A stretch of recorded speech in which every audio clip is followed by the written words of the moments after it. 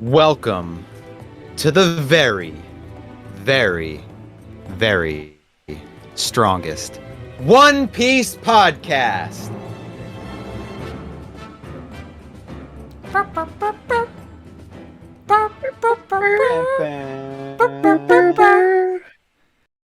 I am your host, Bill, and I'm here with my Nakama on this voyage through One Piece, Justin Parentoni and Louis Machino. Every week we Yarg. go over the... Oh, hold up. He's got a yarg? Who's got a yarg? You got a yarg? Oh, you got a yarg. I didn't Okay. say that. That was a different pirate. I didn't know there was going to be a yarg involved, but That was Pirate Craig. every week we bring our yargs and our Nakama along with us to go through this legendary voyage, one piece at a time. Today we're covering episodes 31 through 37, which is the first half of Arlong Park. He said it. It He did said it, One guys. Piece. It's in He the did name. it. You know, some behind the scenes of the podcast. We're recording this on Father's Day. I gotta get Justin a gift, so I did the pun. Oh, yeah. Oh, there you go. Yeah, no, that was. You know what? That's a nice gift. That was a very nice gift. It's been a great Father's Day. So far, and that was a nice little send off to the Little last cherry on couple top. hours. Yeah, of my Father's Day weekend. But thank you, Bill. Sure. I mean, I'm glad one of us is having a good Father's Day. Yeah, I know. Why are you mad? What's going on? I'm a little salty, you know. I got a little salt going on. Tell us about this salt. Bill's been Little talking about this salt. salt for the last like Look at what eight salt hours. A little salt has been sprinkled on me on my little. You know, I'm not a father. Is that why you're salty? Is that you're not some salt? But some salt has been sprinkled on my Father's Day. It truly has. Okay, tell us what's going on. So, you know, it started off good. Woke up, spoke to my family on the phone. Everyone's doing good. Started watching One Piece with Lou. We got through these episodes. It was good. We'll talk about it. It's better than good. It was great. Some great episodes. And then Lou's like, all right, before the podcast, I'm going to take a nap for 5 hours, which as he does. And I was like, all right, that's just enough time for me to finish my playthrough of Shadow of the Colossus. Oh boy, here it comes. That's where I was wrong. That's where I was dead fucking wrong. And I got some shit to say about Shadow of the Colossus. Yeah, I Oh, man. woke up from my 5-hour nap to Bill just being like, "What? Just do the fucking jump! Just do the fucking jump!" Did they switch it to triangle again? Like, did they switch Oh, it they might to as triangle? well have. Okay, Justin, have you played the remastered version, or did you? No. I have the remastered version. Yeah, I haven't finished it, but I've Okay, played the remastered. okay, this is the question I was going to ask you, because I was ready to catch you in a fucking lie right now. I got to be honest. Because first question is, have you beaten Shadow of the Colossus? No. On either version? On either version, no. Okay. I always get to like 6. I always get about 6 bosses in, and then something happens. There you go. Podcast listeners, Justin is a very honest man. He spoke no lies there, because if he would have told me that he beat this whole game without ever looking at a guide, we gotta come for him. He's a fucking liar. That'd be some lying ass shit if he said that. But If I said I beat any game without looking at a guide, I would be a fucking liar. Because Well, I'm okay. 100%ing that shit. So here's the thing. I've been playing Shadow of the Colossus up till about boss 5. I was amazed with this game. I was just like, obviously there's some janky controls to it still. There's some goofy stuff with it. It feels a little like gummy and weird. But overall, I would say I think the bird is boss number 5. I'd say that's one of the best boss fights in any video game. I thought the presentation was amazing. I thought it didn't overstay its welcome. It had this great sense of space and weight and velocity. And epicness. Yeah, And there's a very epic feeling to when that bird comes. Not that every boss isn't sort of like its own epic fight, but when that bird is coming, like it's very accomplishing feeling when even just getting onto that bird. Feels great. It feels great, and Getting even on when that you bird, fall man. off of it into the water below, it's punishing, but it doesn't feel like a horrible punishment. It's not a huge time waster. Mm-hmm. that's where things start to change because some of these bosses are such time wasters. And I got to boss 11 last night, and it was one of the worst boss fights I've ever fought. It was just so unbearably annoying. And here's the thing with Shadow of the Colossus is it's not a difficult game. No. And when you're in a boss fight, most of the boss fight is how can I get on the boss's back, and then the boss is gonna wiggle around a little bit, and my guy's gonna flail around. But my character, I'm actually not doing anything. There's no buttons that I have to press to stay on. I have to just hold the shoulder button, like the R2. As long as I hold R2, it doesn't matter. The boss could do 6 fucking backflips in a row. As long as you're holding that R2, you're good to go. And so there's really not a gameplay choice that you're making when the boss is flailing around. You're just annoyed. We have enough stamina. It's a stamina thing. The stamina is normally not. It's not that big of a deal, but it's not Breath of the Wild stamina like factor. This is another thing I was thinking while I'm playing. Yeah, go ahead. Sorry. No, it's I was thinking it was about similar stamina things, and it's like getting your stamina up in Breath of the Wild, where it's like, no, like I have like 3 seconds, I'll be able to get right over this rock right here, and then you fall off, and you're like, did not time that right, but you feel it's your fault, not the game's fault. Only except for in Breath of the Wild when it's raining, everything sucks, and I don't know why it's Breath of the Wild. If we're gonna go on a tangent onto Breath of the Wild for a second, the only reason that rain exists in Breath of the Wild is to make it so you can't have fun. It's like, oh, I guess I just can't climb anything. That's incredible. Like, that's so exciting. Playing Shadow of the Colossus, I feel like this is where Breath of the Wild got some inspiration from. I know Shadow of the Colossus was inspired by Zelda for sure, but then you can see where they took back inspiration from Shadow of the Colossus, and in some ways, Shadow of the Colossus does some things better than Breath of the Wild, especially with the presentation of the boss fights, because Jesus Christ, Breath of the Wild is some of the worst boss fights in any Zelda game by a huge margin. Not their strong suit, but they got some fucking great horse physics. The physics of Breath of the Wild, the engine is amazing. It's one of the best physics engines I've ever seen in a game. Yeah. And it has a lot of things going for it, but one thing it does not have going for it is boss fights. All of those boss fights suck. That Ganon boss fight is one of the most, like, in terms of presentation is kind of impressive, but in terms of actual gameplay is one of the most snooze fest bosses of any game. You heard it here first, folks. Yeah, there you go. Snooze fest. I said it. Like, comment, and subscribe for more hot takes on Breath of the Wild. Put it on the box. It's a snooze fest, Bill Ellis. Yeah, and you know, Bill. I do love the game, but those bosses are. But that's the quote they would get. That was the quote they would put on the back of the box. 10 out of 10. Total snooze fest. To be fair, I would give Breath of the Wild probably like an 8 or 9 out of 10. I think it's really good. That's I can't. I won't lie. No matter what issue I have with that game, and everything he says is just like, you know, I understand every single thing.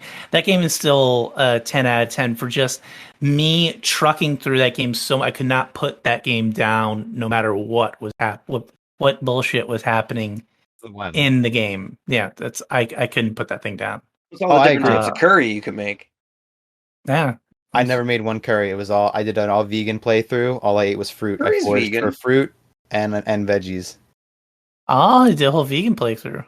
Yeah, because when I realized you have to get the food by hunting deer and stuff, I was like, I'm not gonna hurt those deer.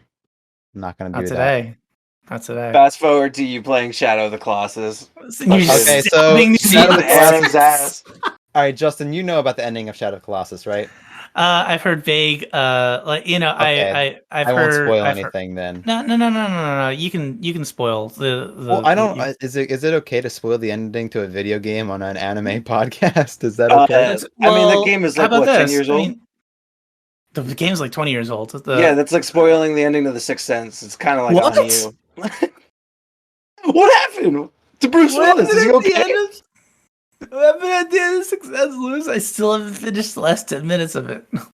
But I mean, here's the thing. We'll take timestamps and we'll put it in the podcast notes. If you don't want Shadow of the Colossus spoilers, just check your podcast feed and it'll tell you when we go into Shadow of the Colossus spoilers and we stop. So Right. So back to Shadow of the Colossus. Last night I play up to boss 11. I find this to be one of the most annoying bosses I've ever fought. It has this way, and this is one of my critiques of Shadow of the Colossus in general. It has this way of like posing a riddle to you, and it gives you a hint, which is normally enough to solve it. But what takes me out of it is sometimes I'll know basically what the solution is, but when I try to execute that solution, the boss does not trigger any kind of animation signifying that I'm on the right track. Oh, okay. And I'll be like, oh, well, I think this is the answer, and I'll try it, and it's just not working. And then I'll be like, what the fuck? And so I'll go look it up. I'm like, I'm totally stumped. I don't want to spend 3 hours fiddling out this same boss, because it's just not going to be that fun to do that. So I'll just look it up, and I'll finish this boss fight and go to the next one. Yeah, cheating is what you're saying. Yeah, sure. So I'll look it up. Fucking being smart. And the solution that I thought was right is the right solution, but for some reason I didn't do it in the specific way that you need to do it, that the boss needs to be facing a certain way, or I don't know, it's just like all these goofy little things, and that takes me out of it, because then I start having to go into a boss fight thinking, okay, if I find the right solution, I also have to think about all the goofy ways that the boss, like basically the coding of the boss would have to recognize that I'm doing the right thing. You doing the right thing? Yeah, and even with so I had that trouble with boss number 6, the horse one. I definitely had that with the 11th boss, and then when I was on my way to the 12th boss, I had like some goofy thing happen where I fell down a waterfall twice, even though and you have to just run through 5 minutes of empty space. You're like, should I put on a podcast? Should I put on the very, very, very strongest One Piece podcast? Yes, always on repeat. Do this? Yeah, that's the right answer. Because otherwise, you're bored as fuck like I was. I'm like, I don't know.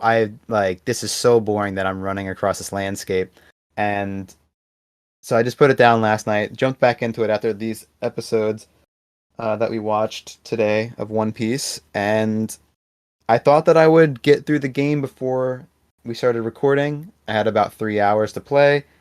I got through most of the bosses, but I'm stuck on the last boss, which it's not really being stuck as much as this boss is just like the epitome of everything that I think is wrong with Shadow of the Colossus, where it's this amazing looking, like Luke came out and he was like, this is amazing. And I was like, I wish I felt that way, because what's on screen is absolutely stunning and amazing and a great presentation. But on screen was you just flailing around, getting shaken on a giant. That's what he was talking about being amazing. He said that was amazing. It's like, oh man, this is incredible. I wish we could do this in real life. Meanwhile, Bill's screaming. It looks amazing, but yeah, then your character, you're trying to climb up this, like, the biggest giant of all giants, and you're trying to climb up it, and your dude is just flailing around, and he can't walk straight. Like, literally he's tripping, and then you fall off the whole giant. It's like a 60-meter fall, and you have to climb all the way back up. It takes 2 full minutes just to climb all the way up. You get knocked off every 5 seconds. It's just like... And the thing is, your character doesn't die from the fall, so you don't get punished in that way, but it's just a waste of your time. It's like a perpetual time waster, and that, in a way, feels worse. Yeah, I understand what you're getting at, especially with... I mean, and then there's another side of me where it's like, well, the game is all boss fights, so it's not like you're wasting your time like grinding or doing other stupid shit that you'd be doing in another game. So I think to myself, am I really wasting my time? I mean, I am wasting my time, but is it so bad that in something else I would be fucking killing 8,000 orcs so I can get maybe them to drop a crystal that I can turn in to make a better sword so I can go kill 8,000 more orcs faster? I don't know. But No, I know what you're saying. Kind of That slogs are different because those are the kind of slogs you know what you're getting into. yeah, And you're like, exactly. You yeah, buy I'll it. just put Yeah, on a that's. podcast, I'll put on some music or something, and Hmm. just go right through it. But I like if I'm gonna spend a long time on a boss fight, I want it to be the kind of a boss fight where it's very execution heavy and like input heavy, where I'm like, the bosses. That's why I like the bosses of like Bloodborne or Dark Souls, where it's like I have to learn a pattern, I have to execute on that pattern perfectly. I have to, come up with, oh, maybe I learned that there's a slightly better way to do this pattern, and then Losing I is have to part of execute it. on it.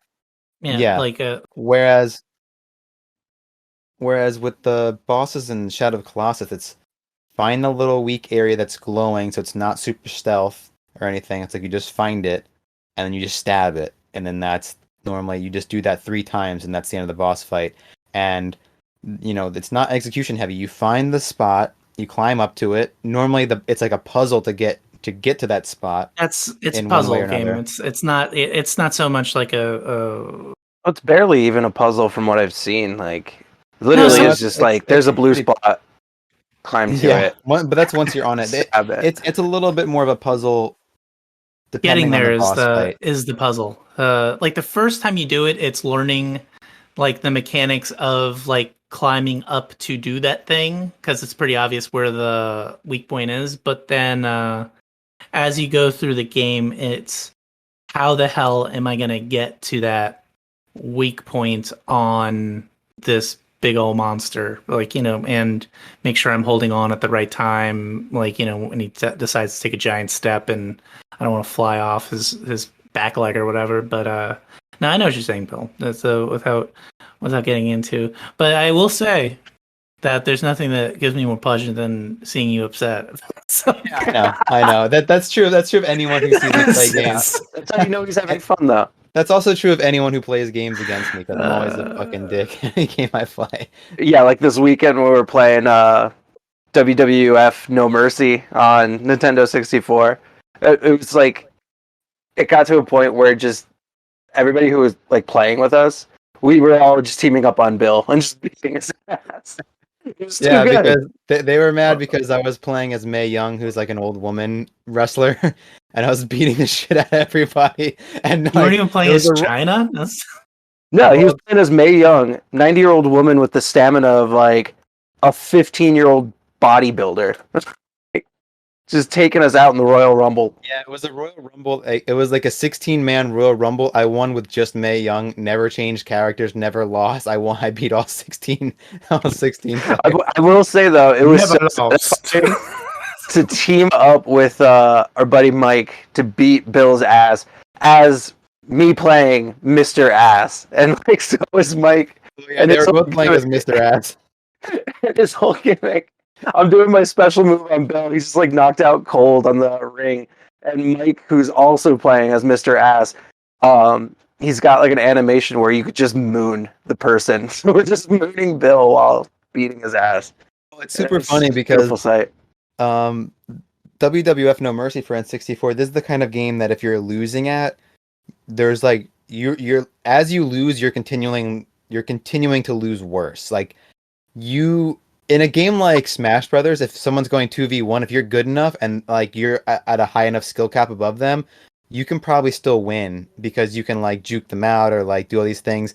In WWF No Mercy, there's not really a chance for that. If two people are ganging up on you, it's like they can just like No knock mercy. you. Yeah, they can just knock you out of any like attack animation, and then like they just and then like once they get you on the ground and they're both stomping you, like you're basically The end of the game. losing. Yeah, it's the end of Yeah. the game for you. Yeah, Our roommate actually had our roommate had like the best tactic too. He just kept going, "Oh, my controller's not working. It's not working." And then when somebody was down on the floor, he'd pin them and get them out. for the pin. My controller's not working. Are you sure it's plugged in? I don't know if it's plugged in right. Is this controller broken? And then like goes for the pin and like knocks out 3 people. That's first of all, that is the most pro wrestling move I've ever seen in my entire life. That is the ultimate. Oh no, chair! Boom! He goes and he knocks him over, and you're like, my God! Just- Yeah, Jim Ross moments. I do. We're getting off the subject of Shadow of the Colossus, which is fine. but we Which is off promised subject of One Piece. we promised the people a spoiler, so I do want to include a spoiler for Okay. anyone who was looking forward to a spoiler. The horse dies, Ah, and fuck. up to that point, some of my most frustrating moments were the horse not doing the right shit. And so I knew I was kind of spoiled to that going in. I knew that was one of the only things I knew about the game is the horse dies. And up until right before the horse died, I was like, I can't wait for this fucking horse to die. This fucking piece of shit ass horse doesn't do anything right. It like doesn't take me the right way. It's never there when I need it. Like this horse sucks. Well, when that horse died and it actually fell off, like it falls off a cliff, and I was just like, oh, okay, I feel bad and I'm sad. I'm actually sad. Oh no, it's like I remember when my first horse died in Red Dead Redemption. Gasolina. She Hey, what's the horse's name? Ooh. the Gasolina. Yeah, no, she fell right off a cliff, and usually they come back, like, or they're not completely that's dead. a top 10. That's in the top 10 killers of horses. Yeah, no, especially in Red Dead. But That's I one of jumped them. off the horse, and for some reason she kept going. Gasolina, no! But no gasolina. Selena.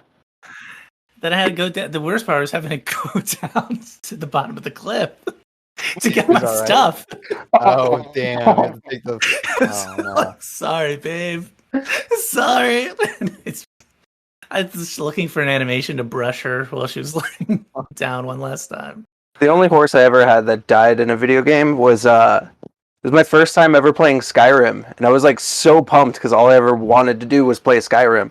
Mhm. And yeah, I must have drank like 12 beers while I was playing, and I blacked out. And I woke up the next morning, and the game was still on, and I'm standing outside of a cave, surrounded by like 10 dead bodies, and one of them was my horse. And I'm pretty sure I did that.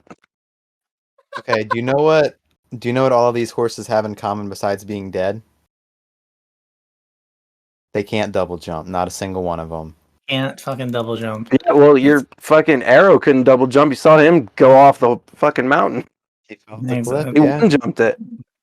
No, that is true. I could probably put a mod, and there's probably a mod in Red Dead where you can make him double or fly, just straight up fly. Shoot straight up. Straight up unicorn mod. Oh man, that'd be fucking awesome. Actually, let me go see if we can go with that. But all right, I'll do that later. All right, getting back on topic. So we'll close the spoiler section. And now let me go. No more spoilers, but I did want to make sure we got a spoiler in there because I know some of the fans, some of the Just love listeners, them. they're like, Yeah, well, like I spoilers didn't only, come to actually. this One Piece podcast to not hear a Shadow of Colossus spoiler. Here's Yeah. another spoiler. We were all talking before the podcast, and we figured out what the One Piece was, or what it is. Oh man. It's a pair of Skechers. Let me tell you something. Let's get a word from our sponsors. Bill, take it away. Thank you, Bill. All right, now that we're back from our sponsors, like those are for the Patreon listeners. Like obviously, you guys are all top tier listeners, and you got to Yeah, skip the ads because you if paid you're the a pro money. listener, there's not going to be any ad there. So So there you go. Done. You guys are in the clear. Yeah, I mean, speaking of spoilers, though, honestly, like, it's so hard being so hyped on this show and wanting to Google things that are One Piece, but I can't because can't do it. everything's gonna ruin it. I mean, even like the Skechers comment, like Bill was saying, like, oh yeah, Skechers made like a One Piece shoe. He's like, wait, don't Google it. There's spoilers on the shoe. I'm like, Well, oh, here's God. actually, I think this is a good transition into episode 31, which is the episode we're starting with. We get the first mention. We get the first introduction of we get them to discussing the Shishibukai, the 7 warlords of the sea. Mhm. Yes, that was pretty fucking awesome. I Yeah. was like, All oh, first of all, silhouetted. especially when they give me numbers, and I'm like, oh, there's yeah. fucking numbers. Oh, Yeah, all the time. anything with numbers is awesome. Oh, I'm the same way. The first time I saw this, I was like, 7. That means we're gonna see 7, and then we've only seen Seven. 1. Like, Let me get a pen out. Let me get a. That's the first thing I did. I was like, I had to stop I had to stop the episode, run upstairs, make sure I had my notebook so I can write down with my good pen because I have a good pen, and I just see Red Tail. I was like, all right, let me see. Maybe let's see who could be. Is Goldie Rogers still? No, he's not because he's dead. All right, so that's Yeah. not one. Oh gosh, but yeah, I But didn't even want to ask. we Mhm. get the first mention of Jimbei, In who Bay. you won't Yes, meet for quite a long time, but he is on one of the Skechers shoes. And when I saw that they had a Jimbei colorway for these Skechers, because for the listeners, if you don't know, Skechers did make some One Piece signature Skechers, like they were like colorways, and they would have like a character illustration on the side, I think.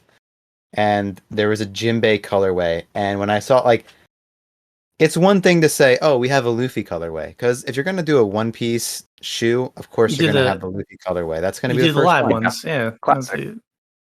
But we also get, I'm gonna name a couple characters you guys don't know here. We get Trafalgar Law, great colorway. We get Whitebeard, one of my favorite characters in One Piece. Can't wait for you guys to meet him. Then we also have a Jimbei colorway. And when I saw that there was a Jimbei colorway, I was like, this shit is Bill. real. First of all, that's you didn't say anything about a Shanks colorway, and you know that's if there's not one, Yeah, why then we're even gonna make cancel our sponsorship with Skechers because there's Yeah, not I hear what a. you're saying, but imagine how powerful these shoes But would you're have to be. not though. No. Imagine how powerful these shoes would have to be for them to be a Shanks colorway. Yeah, well, I That guess is the true. S is not Shanks, because, yeah, like, why would you not, though? Why would you not? You give them, like, the big wedges, too. They changed the outro, or they switched the like the outgoing themes on the episodes like around this time. I think a couple episodes before this, but and like just for like the couple of seconds before it automatically skips to the next episode, I was like, oh no, Shanks is there! Look at everybody, look at Shanks! I was telling my wife, and she was like, I don't know that guy's. I said, get out of here! Come on, let's go, Shanks. You're like, put it on your life. Put it on your Put your life, life babe. on. Put your life on it, babe. And I held the gun to my head. No, I was getting super pumped about it. Just like I see these sales with Pirate Warriors 3. I'm like Pirate Warriors Don't look 4. I was bad. like, oh man, I can be playing as Shanks right now. Should I buy these spoilers? Should I buy these spoilers? I pay for my spoilers. I pay for mine. All right. But no, we get the first, like, they do the 7 warlords, right? And like me and Bill were both saying. So the Bill, tell me if I'm mistaken. So the idea is that these 7 warlords are almost government sanctioned pirates. Here's the easy way to think about it, and because I'm a fucking weeb and a One Piece nerd, I'm gonna say Shishibukai, which is basically the Japanese translation of warlords. So if you see it on the subtitles, it's gonna be warlords, but I'm gonna just say Shishibukai because that's the translation that I have had, and Okay. that's just how I think of it. So if you hear me say Shishibukai, that's the same thing as a warlord for any other, like that's. If you talk with the One Piece, like for any first-time listeners or first-time watchers It's like of the saying series, Nakama, basically. yeah, it's like saying Nakama is They don't actually say crewmate. friends, they say Nakama, and it's not warlords. It's Shishibuka. Shishibukai. Yeah, so I'm gonna do that. But yeah, so basically, the easy way to think about the Shishibukai is when you think about like some mafias being in with the government, like in U.S. history or or in like Yeah. mafia being involved in local politics or something like that. This is like how the Shishibukai are with the world government. It's basically like we have a contract with these pirates that we're not gonna fuck with you, but if we need you for some kind of like military might or any kind of operation, that we need you for, that you might specialize in or something, we're gonna utilize you for that, and you have to like be there to assist on that. Well, what I was actually thinking about when they were bringing it up was privateers, which are government sanctioned pirates. so that's historically accurate, like to like to a legal extent, where these pirates would be like legally authorized by the government to basically be pirates to enemy vessels. It's like you could do pirate stuff all you want, and you'd have a safe harbor here as long as you basically are being pirates against people we don't like. Sure. So Yeah. Basically the that's same, yeah. yeah, that's which is very interesting. And maybe when we do a special edition episode on Master and Commander, you get to see a chase of some privateers. But that would be a spoiler for another time. Okay. One of the other fun things about the Shishibukai is that they don't have current bounties. So what's really fun with power scaling them is when you get to see what their former bounty was, because that leads to a really fun argument of like, okay, that was their former bounty, so are they theoretically their bounty would be higher now? And so yeah, that's another fun thing with them is there are times, we don't get to see them very often, but we do see them all within the series. And this is also, you can also think of it like, well, okay, that's actually going to be all I'm going to say about that. There's no reason to say more at this time. So, And we do know that Hawkeye is one of them too, right? yeah, Hawkeye is the first one that we've seen, and that also gives a power scaling for how The kind strong of the level they're Shichibukai at. are. Yeah. Yeah. All right. So yeah, no, that's we all love it, the world building there, and you kind of hinted at it last episode, or you said this is where it really starts to kick in. So yeah. Yeah, this is the arc that breaks my heart. I don't know about you, Justin. How'd you feel? Just This is I was so I was this one was leaving me in a downer. Like it the episode that I'm so behind the scenes, behind the kimono,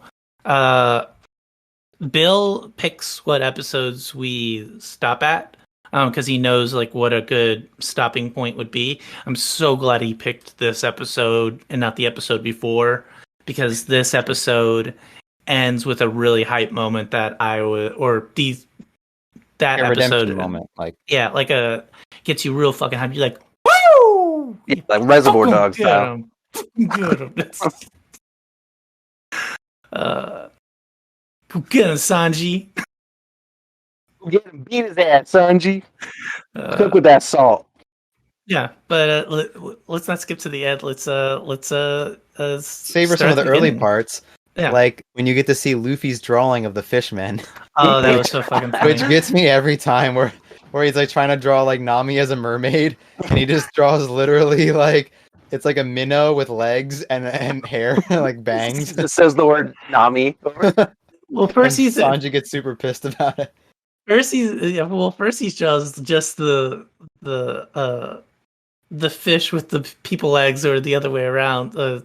Yeah, it was the It was like a head fish with people 4 legs. The fish with legs, as Sanji thinks it's funny, and then he turns the picture and he goes, "Does it look like this?" He goes, "You just turned the picture up. You just rotated it." And then when he's talking about maybe Nami is a mermaid, and he shows them the picture again, same exact picture but with hair. It says Nami. We didn't get to talk about this last time. I love Sanji's like infatuation with Nami. This like he's completely in love with her. Yeah, I think they can run that joke a little too hard sometimes, or I think one of the things that they do a little too much with Sanji is the kind of like him being horny or whatever. him being a full Yeah, but then you playboy or get whatever. you get the nickname Love Cook out of it, which I think is totally worth it. What I like the most is when he calls her Nami Swan. So instead of saying Nami San, which is like I'm not gonna pretend like I know all the little honorifics or whatever they're called at the end of a name in Japanese, but like Nami, like Nami San, I think is like I don't know if it's like I don't know if it's like an honorific that's supposed to be like uh a term of endearment, Like or if it's a formal term or of something. respect. Because I'm pretty sure Kun is a term of endearment. Like if you like, because like Nami will call Sanji Sanji-kun. I think that's a term of endearment. It's But Mister. It's when you say Kun is San. Mister. Yeah, when you say San, it's so if you say Nami-san, so it's like Miss Nami. Well, yeah, so he calls her Nami Swan instead of San. So that's like his little and then yeah, I don't know. It's just Oh, it's a cute. little cute twist. Yeah, no. I think that's super cute. It's and that's I like that. I like that, and he's not like you know where you see sometimes shows go where they're like perverts. That's where it kind of breaks Well, down to. yeah, Oh, okay, yeah, I hear what you're saying. but he's yeah. I do enjoy. I just enjoy that kind of flip on Sanji being so cool. Like Sanji's just so cool all the time, and then when he's talking about how he's completely Like a dork. just infatuated. Yeah. You know what else I thought was a cute little flip? Was a little kid running up to Nami and being like, "They killed my dad," and then Nami just beats this little kid's ass and pays him. Just She like gives me. him money, which I thought was, it's an interesting thing Yeah. when you get that she like her whole thing is about gathering money, even before you get the reveal of why. Yeah. And so she gives this kid money, and you're like, oh, that's kind of interesting. There's a lot of things in this arc that specifically, obviously with like Nami being who she is and in the situation she's in, I love how much they played with like perception. Like, is she bad? Is she not bad? Like, okay, I kind of think I know her motive, but then she's doing this. Like, even down to that, where it's like, Nami is all about the money, but she hands this kid like a stack of money. And like, even with like the Straw Hats too, like, one of them thinks she murdered Usopp and like tells the guys, and then you've got Zoro who's like, he's flipped because he's like, oh man, I think she's actually like with them, but then sees just like this moment of her like showing that she's not with them, and he's like plays off that. Yeah, that moment of hesitation. And he like calls her out on her bluff. I love how much they did that in this arc, and like even Nami doing it to herself. Yeah, there's a there's a couple of different things, and they've done this before in the show where character doesn't know what their true nature is, but their nakamas, for lack of a better term, do. Like, Luffy knows, Zoro knows that Nami's not like, that he calls the bluff. And I'm thinking about Usopp, and I don't know if Usopp knows. I don't think. I mean, obviously, when he gets not stabbed, that's a clear indication. But the episode even ends with him walking down the beach. He's like, "Am I a ghost?" Well, you don't know who that is when he's going down the beach, and when they go down the beach, and I called him Bagman. And I was like, "Oh, we're gonna learn about this Bagman." I thought it was gonna be another big bad. Yeah, you're disappointed. You're like, oh man, it's just Usopp. I was hoping to get. Oh man, I was hoping he turned that off and it would be Shanks, and he'd be like, "Oh, what's he up to?" I think it was like the first two episodes too of this arc is just so fucking hilarious. Between like Usopp getting confused for like a fish man because of his nose. Yeah, I did enjoy that. They thought of him similar to Arlong. Like, oh no, he just has a really big nose. He's kind of like a fish man. He's almost one. I like how this. I mean, the first couple of episodes, still Luffy gets Usopp's almost the main character. It's like he's kind of leading. He's Captain Usopp. Is for a bit. Yeah, what a great depiction of him as captain too. When they tie up Zoro and the fishmen jump in the water and they're like, bail! Yeah, he's like, later. He's like, they will draw me as, this would be, this picture would be entitled Usopp's Great Adventure. Yeah. He's like, I'll tell Luffy, Zoro fought hard, but we lost him. but we lost him. Oh, gosh, Usopp is. I actually have a couple of shout outs to Usopp this episode, these few episodes, because I really liked him. This arc. What were your standout Usopp moments? I would say when he's standing on top of that building and he does that. I have 8,000 crew.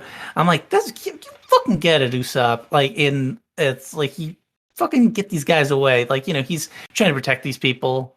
And then I also noticed like several times, I'm like, Usopp, great debuff character.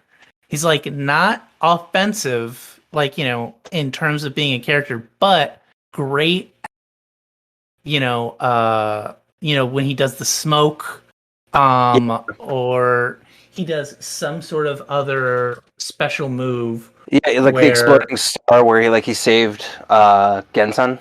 Exactly. Yeah. Enzo, so yeah.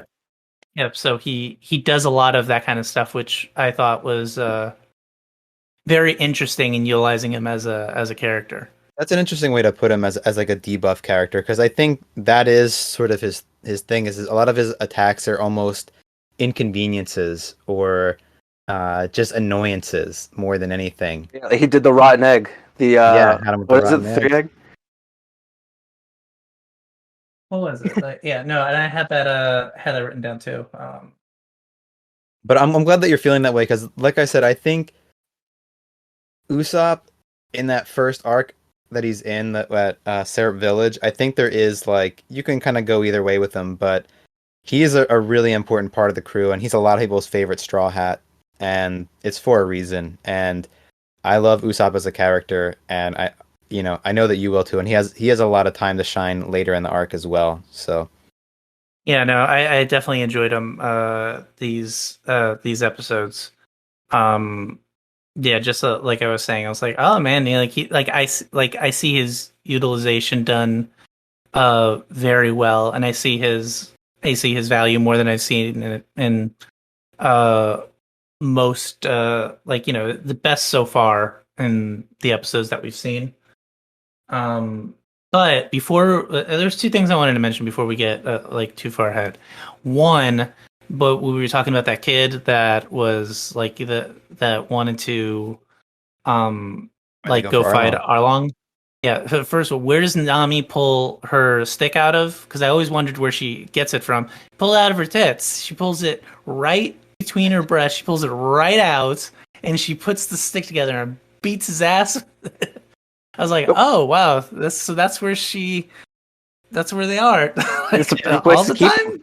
Dude, her weapon's so sick too. Like the way that she can like assemble it mid-air. Because even chained together, is it just like 3 pieces that kind of just mount into each other? It's like a screw mount almost. Dude, it's so fucking. Her weapon is so awesome. Even like when she's like holding it, having conversations with people, and like they do the wide shots, and you see she's like just kind of playing with it, or just going up and down. Where like she's actually threatening. Like she's very scary. Well, that's one of the things I like about some of these scenes is we get to see like scary Nami faces and stuff. It's super fun. Oh yeah, no, yeah, her being super funny. serious. It's more than super serious, fucking terrifying. That's what she is in some of these scenes. I think that this arc. So I wanted to mention that. Second thing I want to mention, most important thing I want to mention, Zoro's shirt in this episode is the best shirt anyone's ever worn.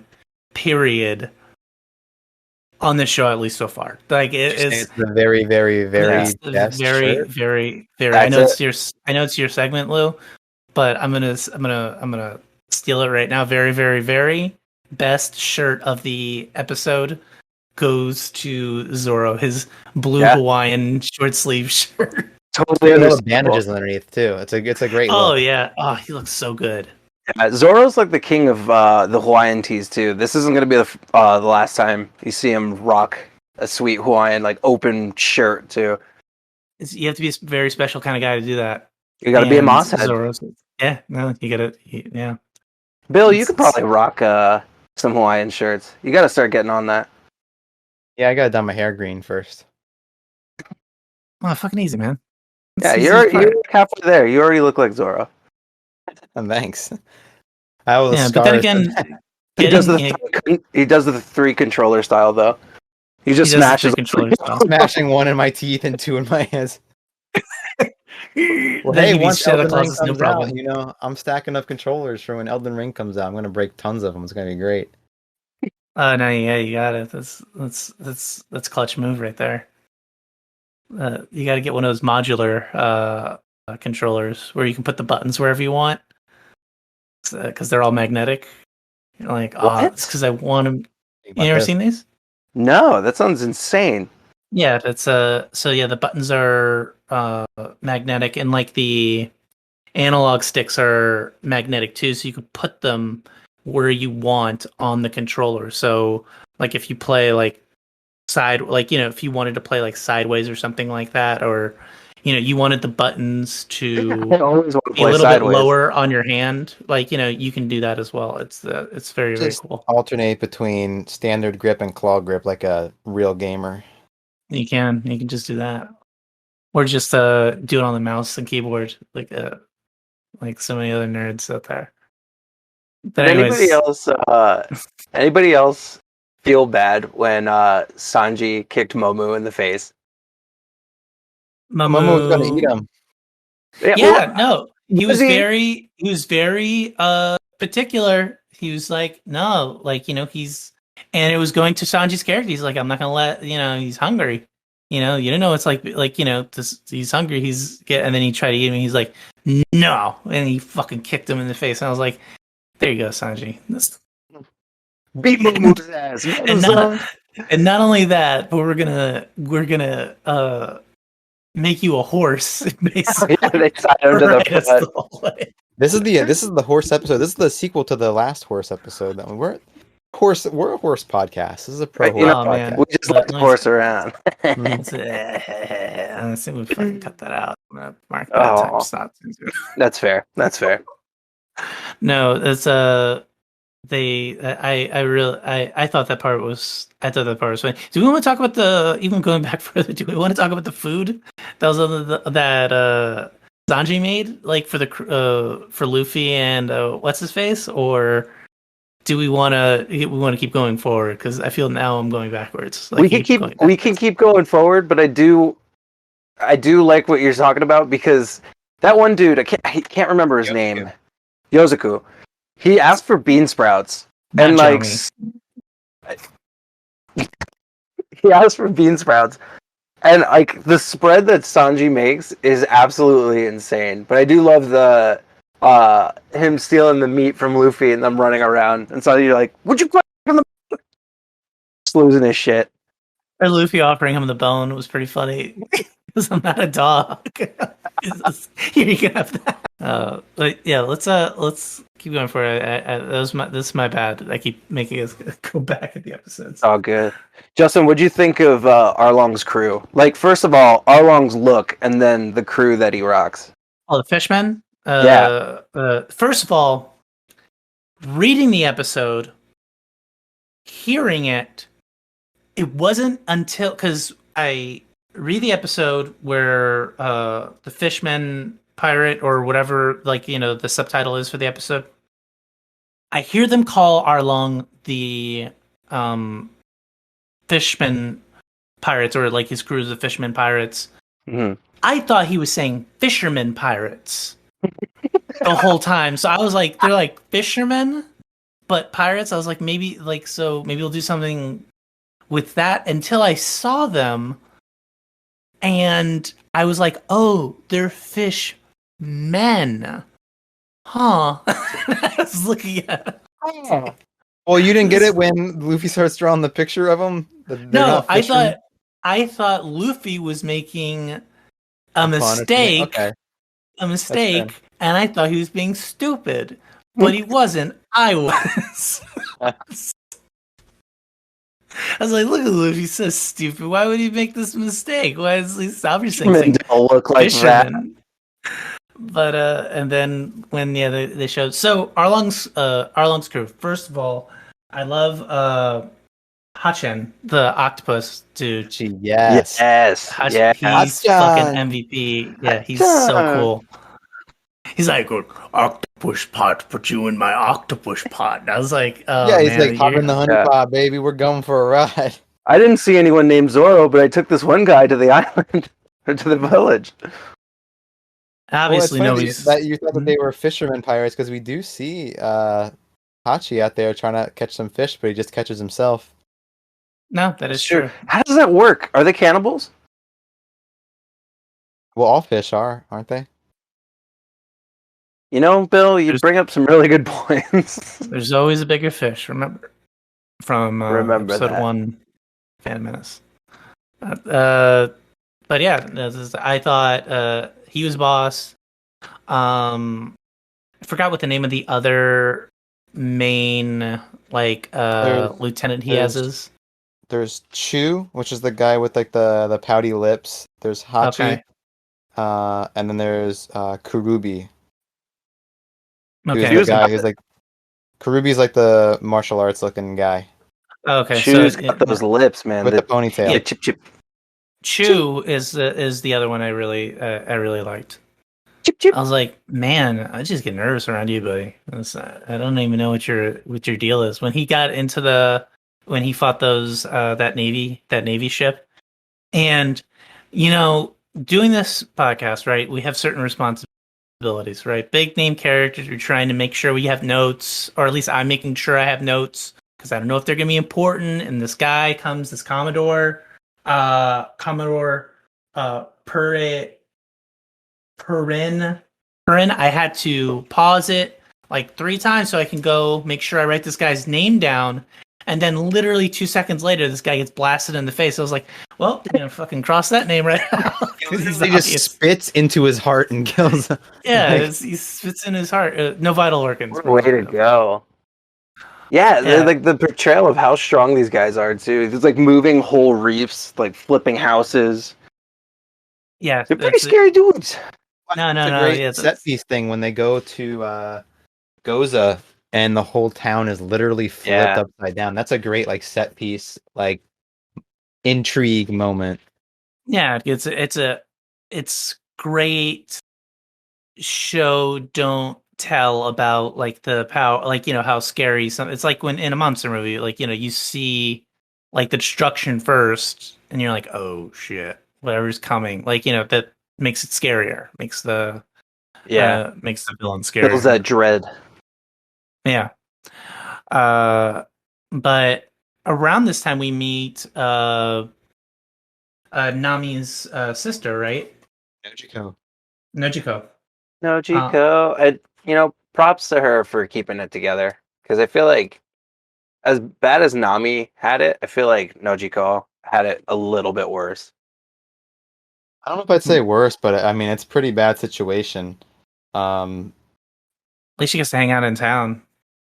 Yeah, I guess under the rule of fishermen. Well, I mean, Nami is literally living next to these fishermen, like these people that she hates every day. Like at least Yeah. It's There's something like the whole situation's. no, so it's a bad fucking situation. sad. Look, yeah, everybody's got it bad. Yeah, I think Nami does have it the worst because then she's also. I wanna talk about this if we can, at least this as a theme. So Nami has this, like, up until this episode, we've known Nami as a character who is money first, like just like get the treasure, like do that, and we've assumed that it was her being basically like I always say like the most pirate out of all of them, but basically being a thief or whatever. That's like the thing she values. And not only do they reinforce that in this episode, and they come up with such a great reason to reinforce it. Same way they did with Sanji and not letting anybody like go hungry. Mhm. They do the same thing with Nami, but better, like an enhanced version of it, where she comes from a house where her mom didn't have money, and she relates that 1-to-1 with not being able to save like her family. She goes out to say is like the Bella, Bellamere? Bellamere, she lived like she was nice, and now she's dead, like or something along those lines. No, like She's nice, now she's dead. yeah, no, she was like saying like why do I want to like be like her, like that she was I need to protect When you she comes guys. back into the village, it says that. Yeah, it's like she's wrong to not value money because money could have saved us, and she's obsessed with this idea of being able to buy her way out of it. But it also is part of the deal that she makes with Arlong. So that's also part of why she values the money so much, is because it's going to help her save the village. But that's true. But it's interesting how they plot it before even Arlong comes. Yeah. Like she already has this idea in her head of When money she and what yells it at means. Bellamere and says, like, already, I like, wish somebody richer. When she Yeah. says, like, I wish somebody richer adopted me. Which is so heartbreaking, too. That's, like, the last thing you essentially said to somebody you love. It's also like a little kid thing to say, like a Nah, kid thing to say, no, that is true. But what I wanted to talk about as far as themes go is that she states that she like doesn't like she has like all of a sudden she has this value of like money and everything like that. So what does she end up doing is she ends up basically being the Bellamere to the entire town instead. So she's like, now I'm going to buy everyone's freedom, by myself. So she has the weight of everyone's happiness on her shoulders. While everybody's, holding on to survive, she's like, no, like, even though she's saying she's not her mother, she is doing like, she decided she was going to be the mother to like the whole town basically. Yeah. By getting enough money, and she still can't do it. And that is what made it even harder for her, is that she was not able to do it. Yeah. And That whole thing right there, too, like, what's even more heartbreaking about it is, like, when she was a kid and she comes back from the Arlong crew and she's got the tattoo and like she's like, oh, like it's gonna be fine, like all this stuff, like essentially at 10 years old trying to keep it together and doing the plan that she had come up with, and then like the juxtaposition to her like nowadays, and the same thing, like they just stole her money. She goes to talk to Arlong and like essentially telling her like, what are you gonna do about it? And she comes back with like the fake smile and she's trying to keep it all together, but like it's just killing her inside and just like breaking her down. It's super heartbreaking. Well, you realize that all of her interactions with the townspeople after the death of Bellamere are ways to manipulate them to not go after Arlong. So the first time she comes back with the money and she's like, look, they gave me money. And it's almost a way for them to like become less endeared towards her so they won't fight on her behalf. Like that's basically her motivation. Like that's why she says it the way she does, is like, oh, look, they gave me money. And anyone in the town is disgusted because like they're like, well, Bellamere's dead. That was your mom, basically. And not only that, but like the whole pressure that Arlong's putting the whole town under. And she almost does that just to manipulate them to not, because they were gonna go march on Arlong Park and try to like take her back, basically, which would have started a war they would have lost. saved her, yeah. Well, they wouldn't have saved her. They would have died. They would have tried to save her. No, they would have got him, right? Now the whole town up against a bunch of fishermen. First of all, put some salt on them. They shrivel up. If you just hit him with some lemon juice, you'll cook them. But no, I know she's saying that, yeah, they would have all died. And she knows they would have all died. It was very interesting. Do we ever find out, Bill, without getting into something too deep, why Arlong chose that island to kind of like? It seems like he just crashed his boat in there, and he says, "Well, I live here now. It's Let's make some money. Think that we ever really get an explanation of why he chose that island, but we do get a lot. I don't want to say a lot more on Arlong, but we get more of his backstory. And I was actually saying this to Lou that, and this is something that we've talked a little bit about on the podcast, is that all of, like, so many things in One Piece are connected, and you can notice those connections so early on. And there's the question of, okay, are these things that he had set up from the very, very, very start? Or are these things that he kind of had in place and then he kind of found where they go later? And one of the things that we see on some of the main members of Arlong's crew, I'm not going to say what it is, but there's something that is a common trait that they all have that is related to a much bigger plot point later on, one that you could not retcon, I don't think. One that is like had to be deliberately set up that these people have this trait and the rest of Arlong's crew does not have that trait. It's going to be probably over a year the way that we're pacing these episodes before we get to the point where we can talk about that. But when you see I when get you it. see They all look like yeah. fish, Lewis. That's Yeah, or we Bill. figured it That's the thing that they have. No one No, else. They look like talking about fish. It's I'm the talking about the three gills. main members. I know this. The three main members, and Okay. it's pretty deep, and it's also as One Piece can often be a painful story, but it's one that it's always amazing to watch these early episodes again and do a rewatch and be like, oh my god, like he knew about this. I mean, even with like some of the things that get said earlier, it's like, oh, he had this whole plot point planned out well in advance. And we can discuss that again when we get Arlong's backstory much later in the Oh, series.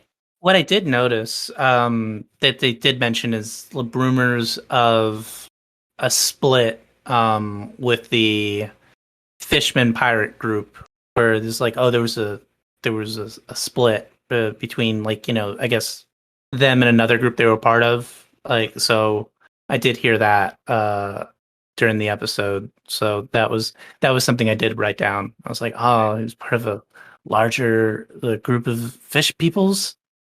That would be fucking awesome. We could see more fish people. At Arlong Park too, like the island, if I'm not mistaken, didn't they say it's pretty close to the entrance of the Grand Line? Yeah, in theory, that's where like every subsequent island that every subsequent place that we visit in the East Blue is theoretically closer to the Grand Line. That could make sense why these Grand Line pirates chose that island, I guess. Maybe it was like the first one they crashed upon after some sort of split. And Arlong's like, you know what? I'm gonna be the next Jeff Bezos. Oh man, put those big ideas out there. It's nice life goals. The only thing he's delivering is pain. No, that is true. Those Get it on Prime. what was I gonna also say about Arlong? Arlong is very interesting. Not what I expected when we talked about this being like the first big, like, sort of like arc, like, like first major arc that to get in. It's like he's First a breakout arc, I think. In terms first of breakout arc. He's a very good villain, but not what I expected of, like, of a villain. In all of his, like, not only is he immensely strong and powerful, like physically, but he's also manipulative in a way where you're locked. Like, there's a lot of situations that he puts these characters in where, well, you can't do anything else, besides what I'm telling you to do. So you're gonna do that, right? Like, that's like I see that, like, time and time again with him, where he just puts characters in an unwinnable situation, like, basically. Like, even when he gets the government to pretty much swoop in on Nami's treasure to keep the deal going. Technically, I didn't break the deal. I like him He following said, that. no, he doesn't even say that. He says he just grabs her Yeah, by the it's- face and pulls her, and he's like, "When did I break the deal?" Yeah, Like he says, basically letting "Well, tell Nami me figure when." out. Yeah, which is worse because it just lets Nami be the one to put it together of like, oh, he had this planned out from the beginning. He was never going to let this be a thing. Or and to a certain extent, it's like I didn't break any deal. You know, when you get that money, Yeah. it'll be like that was the deal. It had nothing to do with me getting people to go take it from you. Like, that's your responsibility. It's your money. It's not my money. Like, that's the whole point. It's so go get it. Go make 100 million berries and go Start send it to over. me, and then we'll be good. And then he even throws in the threat too. He's like, if you leave me, I'll kill the whole village. And Yeah. it's just like, fuck, what are you supposed to do at that point?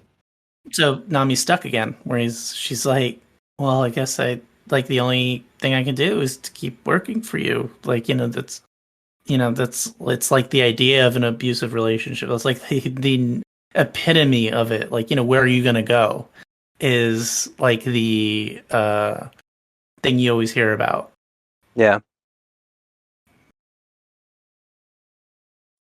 But yeah, no, that's I'm glad we were able to get through a lot of this stuff without getting too too depressed and bummed out, because this was like there was like 3 yourself. episodes. Speak for yourself. Bill and I were sitting on the couch crying together, like at least No, 5 times. No, during the watch through I was, but during the recap less. Well, we less haven't so, at least. even discussed the hardest parts yet. So Yeah. Oh, here's I was one of gonna the things say I we were wanted gonna to avoid notice. it. Let's reopen that wound. Yeah, well, no, come on. I'm ready to start Okay, crying no on the problem. podcast. Let's go. do Let's it. go. So one of the things that I noticed this watch through is this again. This is like probably my 6th or 7th watch through. I've also read this in the manga, and I feel like I start tearing up earlier and earlier each time, just like knowing what's coming. Um, this is one of the few times that I've cried reading a manga. All of them are One Piece. I've never cried to any other manga. But I've also this was sorry to other manga. Yeah. Hashtag humble brag. I haven't cried to you yet, but maybe we'll get there. One day. Fuck you, Pluto. That manga sucks. Whoa, we're not gonna Naoki Yes, Urasawa. We're not gonna dismiss that. I love Naoki Urasawa. Monster Naoki Urasawa. Okay. That's a whole different thing. But Yeah. Is that one of those monsters? Lou, you've seen some Monster. We watched a lot of Monster actually. So okay, let's start it off with Nojiko tells the backstory. Luffy's like, I don't want to hear a fucking backstory. I'm getting the fuck out of here. I don't need to hear that. Which I love. Every time I see this again, I'm like, I love that part because Luffy doesn't need. He's like, what he says is, I don't care about her past, which is such a Luffy thing in the first place, just to accept people as they are, as they come to him. But also, just that no, I already know who she is. I don't need to know. I don't and I already know that I care about her and that she needs to be part of my crew. I don't need to know whatever happened in the past. Yeah, it's not going to solidify his feelings towards her already. Like he's got it on lock. Yeah, I'm not interested. Yeah, I mean, and it's a perfect encapsulation of that idea. I'm not interested. That's what she needs is what is what she needs. It's it doesn't matter what happened in the past. I think he would benefit from knowing about spinning hat guys, involvement, because obviously he was a very big fan of him afterwards. Yeah, because his hat's so cool. His hat was It is so cool, yeah. But Yeah, no, it's and it holds to the very end when Nami eventually does ask Luffy for help. So I wanna talk about the flashback before we get to that part because Yeah. there's a lot to say about that part. The flashback, it cuts so deep. Well, okay, first it starts off with we get that Nami was stealing like way before there was any like big reason to. It's just like, yeah, she doesn't have the money, she just steals what she wants. And also that she was into geography and map making before, as a child, basically. Yeah. And that she was talented with it from a young age. Um, we also, in the early flashback, we can see some wanted posters in the background I for Buggy did the see some of Clown that. Hmm. and Don Krieg. I did see those. Those boys been running for a long time. Buggy the Clown. Fucking love Buggy. Can't wait for him to come back. Yeah, so gotta love some Buggy screen time, even if it's just in a wanted poster. But it also does give like some portrayal to Don Krieg and Buggy of like how long they've been on the sea and how long they've been a threat on the sea. I Yeah. always So forget. Great Pirate Era started how long ago? I don't remember. I think like 50 years ago. No, I wasn't 50. Yeah, because technically speaking, they're on the tail end of the Great Pirate Era. I thought they were in the middle of it. No, because like when the Great Pirate Era happened, it was essentially like the Wild West. Like people were just running amok and doing all that jazz.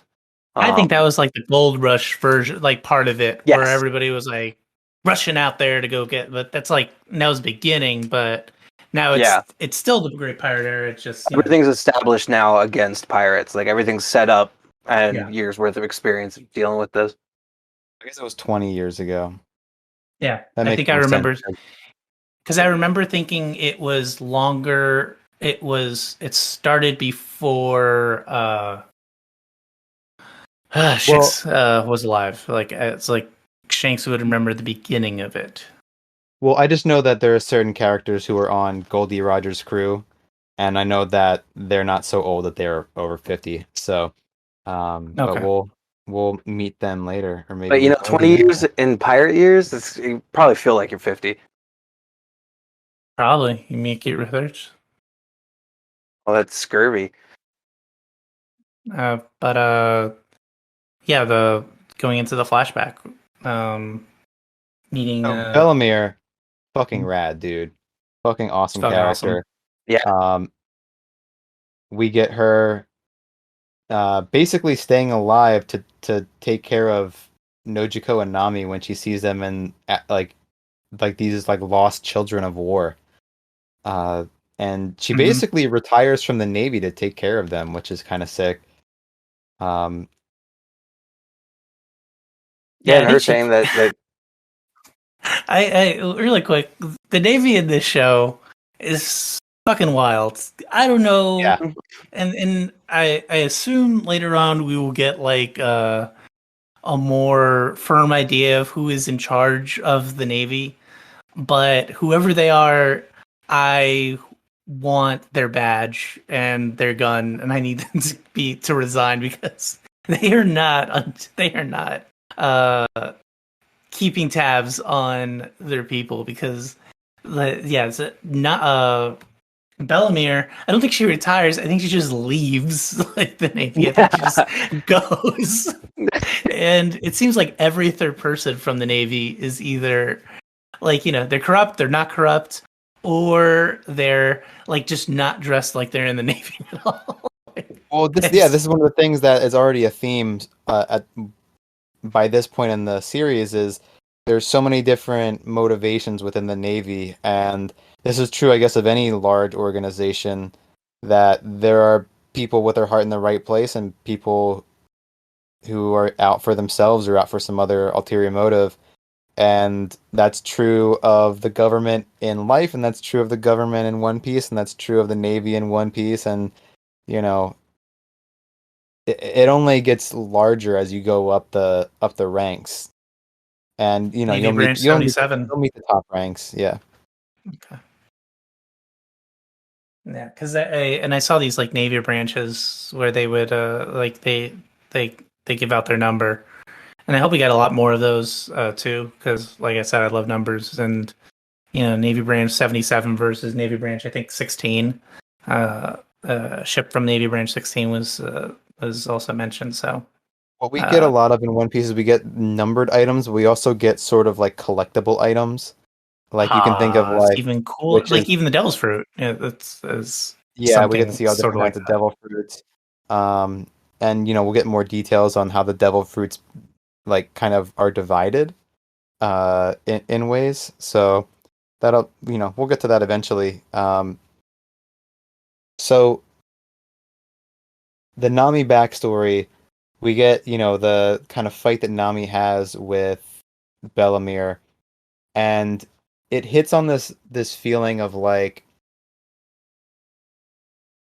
which I think is something that you experience with any kind of loss, but that your last moment with the person that you lose is not the most ideal moment. Maybe not this bad or like this much of a, you know, like a fight. But this is a thing that I think you experience in any kind of loss where you're like, oh, you think that you want like every moment to be with like the last moment to be with like some person that you love, to be like some, Fantastic. remarkable, Yeah, yeah, or like like a perfect encapsulation of everything that you went through up until that time, and you know, it never is.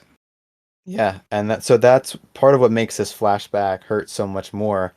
But also just that we we get Nami's perspective and Bellamir's perspective a little bit here. So, when Nami's in the town when the pirates come, and they're all this chaos is happening, and she's realizing like, oh, Bellamir's in danger because they found the smoke coming from the house outside the village, and we get Bellamir's side where she's like, oh, I'm gonna splurge a little bit. I'm gonna make an extra good dinner. Oh Uh, yeah, Yeah. that hit me. And so she's like, oh, I'm gonna spend, I'm gonna use some things like some ingredients that are maybe a little I shouldn't use or I should save, just to like go a little bit hard to like, to help smooth things over with her and Nami, because she also regrets like, hitting Nami, which is like kind of a big deal for a parent to just like full on slap their kid like that. But um when Arlong goes to Bellamir's house, I think one of the things that hurts so bad about it is just how brutal it is. Because first, Bellamere comes out swinging, and it's fucking awesome. Yeah. Like she Fucking like gun just in like hand. puts the In gun his in his mouth. mouth. Yeah, Oh yeah, that instantly. was fucking brutal. That was awesome. Lights the cigarette before doing it too, which I thought was like super fucking badass. Like just like 80s style, like, let's do this. Yeah, she fucking rules. But Arlong is, the next time you see her, Arlong is just like stomping on her arm, and her arm is like fractured and like black and blue, and like as if it's been broken all the way through. And it is just like hard to look at. Yeah, And that's so heartbreaking. this is actually one of the things I want to highlight, and this is part of why I feel so strongly about watching the series in subs as opposed to dubs, uh, because the original Japanese voice actors do such an amazing job of every one of these scenes. Um, Have you and watched the dub version of this episode? the first time I watched it in dub up until they get to the Grand Line. Oh my god. Do you Yeah, remember it? Like how does it compare? I'm I sure mean, it's terrible, but I still thought this was really good even in the dubs. But I mean, if you we can watch it later if you want, but it's just so much it's better too with much the pain. subtitles. Um, Yeah, it's so where did we leave off? Well, like Bellamere having, you know, this badass moment immediately cut to her having her arm stomped. Yeah. It's heartbreaking because it's a character you're just like starting to really care for, but like the strength of her character, and I don't want to like jump ahead of Bill here because I know he'll probably talk about it too, but just like her pride and her strength, and like it's just so heartbreaking seeing her get torn down more and more. Well, the thing that really gets you is so her and Nami had a fight about Nami saying that this isn't my family. And the reason that Bellamere is going to die is because she can't pay for the family. And when she gives them money, she says, "Oh, that money is for my daughters, not for me. I haven't paid my toll, basically. Uh, so you're going to do what you got to do." And then it's like immediate. Arlong is so merciless. He just shoots her right away, basically. Like she has like a moment with Nami and Nojiko for a second, just like, of them all like crying together about, what's going to happen. And then even the way they animate it, where it goes all black and white, and it's Yeah. just like the silhouette of Arlong just shoots Nojiko. And you see the particle, like Shoots the particles, mean- Bellamere, and you see like the particles of like her clothes or whatever, like pieces of like out of her back. Cause like Yeah. it's really bad. Yeah, it's so rough, and it's even after seeing it so many times, I still like gasp every time I see it. It really hurts. So this is like my second watch through of this arc, and it's still probably my favorite arc so far. Not that there's anything wrong with the other ones, just this one stuck with me so much. But like, there's so many moments rewatching this where in my head, like I know what's gonna happen, but I'm waiting for her to not do it. Like I'm waiting for her to not mention her kids. I'm waiting for them to not find the smoke. Like all of these, like I can't remember the last time I watched a piece of like cinema or entertainment where I felt this way, where it's just like, fuck, I just want the outcome to be different. And like, Bill, what you're saying too is like, rewatching this, you're crying sooner and sooner. The part that stuck with me the most is when she's like, "Nami, Nojiko, I love you," and then it's like her final fucking words before she gets executed, and like before it was even coming up, I'm like, "Okay, don't cry, don't cry. Your buddy's on the couch right next to you. You don't want him to see." Oh, dude, I was crying a full happen. episode. I was crying from the moment that I was crying from the moment that Bellamere first sees them in the war scene. Like, Yeah. I was already crying then, and I just cried, and then I cried through that entire episode, basically. So impactful, man. It did get me is that it's their adopted sisters. But then they're like, "Oh yeah, we're like that. We're not even related by blood." I was like, "Well, you guys kind of fucking look exactly like like you could have been twins, also." I was like, "You guys look." When I saw her, I was like, "Oh, she's related to Nami," like because she looks Kinda got, like, a exactly similar like vibe. her. But no, that's